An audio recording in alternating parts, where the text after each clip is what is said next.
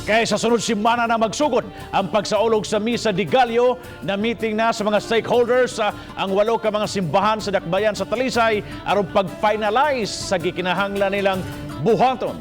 Si Faye Marie Dumabok adunay live report. Pam.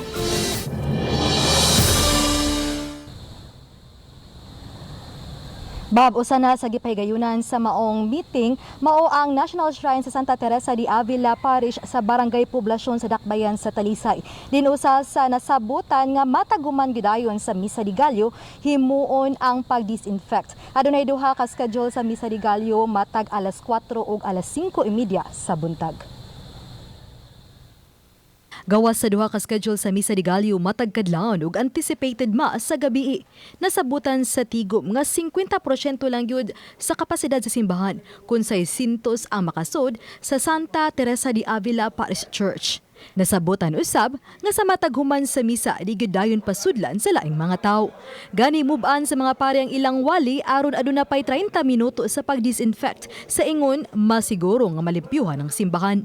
Kinahanglan nga dunay railings padung sa nag-inusara nga entrance sa simbahan aron masiguro nga makuha og temperatura ang manimba ug masubay kung si kinsa lang ang mamahimong makasud. Baloron Domingo sa tanang misa nga we will advise kadtong nag-edad og 65 above o ang minors 15 below kung mahimo dili lang ta sila motambong. Kadtong nag-ubo-ubo, gisipon, dili na lang sad motambong sa mga misa. Unya og motambong yun sila, then basin masangit sila sa atong barangay health workers. Our Lady of Consolacion Parish is that every after mass nila, kay na sila second mass, after the first mass, they will disinfect. So they will have a lot of volunteers placed around the church para mag-disinfect sila right after the mass. So before mosod ang incoming attendance para sa second mass, limpyo na. No? That was what I also suggested diri sa Santa Teresa Avila. Sa tigom nga gitambungan sa mga kapitan, ilang gipasalig nga ana ang mga tanod nga mutabang sa kapulisan, sa City Toda o sa mga volunteer sa simbahan. Doon na sila i-augment nga tag na po katanod kada barangay.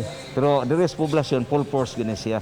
Doon na different assignment kay ang atong entrance dire, kung kanila itong pasagdan sa main entrance, dili ka coop up nga mapundo ang mga tao sa gawas. Nitambong usab sa tigom ang mga taga-Talisay City Health. Susama usab ang himuon sa Our Lady of Consolacion Parish sa Barangay Laray ug sa laing unom pa ka mga simbahan sa Talisay City.